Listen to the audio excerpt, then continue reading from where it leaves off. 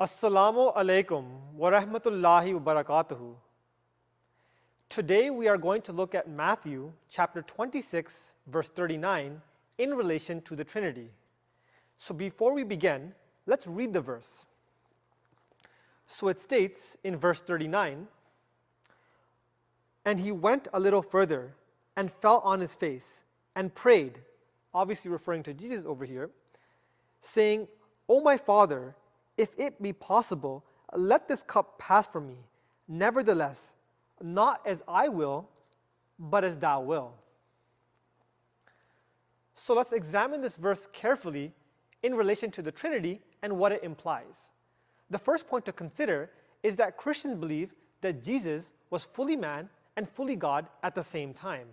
However, when we look at the life of Jesus, we find that there are certain places where it seems like only the man aspect of Jesus is activated, and only at certain times where it seems like the God aspect of Jesus is activated, which contradicts the understanding that Christians present, wherein Jesus is fully man and fully God at all times. For example, in Luke chapter 24 verse 43, Jesus asked for some food. He asked for fish and honeycomb, and he ate it. Now at this point in time, only the man aspect of Jesus is activated because there's no godly aspect that is necessary or needed over here. Again, for example, if we look at another example, Christians present John chapter 11 verse 43 as an example where Jesus raised Lazarus from the dead. Now, this aspect, they say, is the godly aspect of Jesus. So there's no man aspect or the man side of Jesus being activated over here.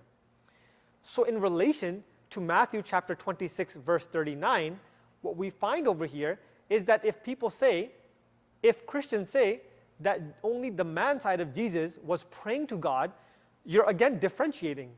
Because remember, the belief is that Jesus is fully man and fully God at the same time, all the time. So in relation to this verse, what aspect of Jesus in terms of his godly aspect is being activated when he's praying to God? Right? That's the first point to consider.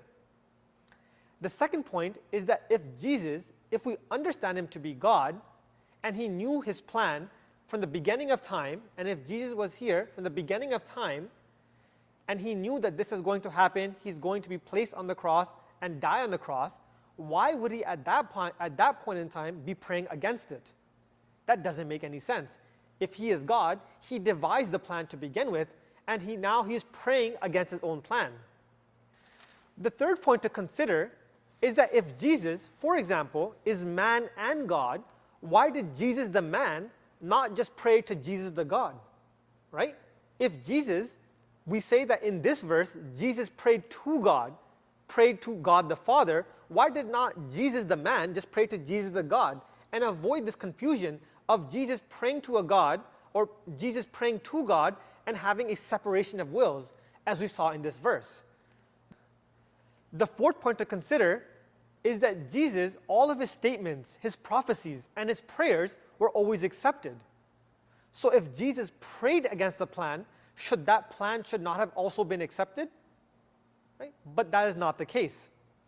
And the fifth point to consider is that what we find over here in this verse is there's a separation of wills. There's the will of Jesus, and there's the will of God.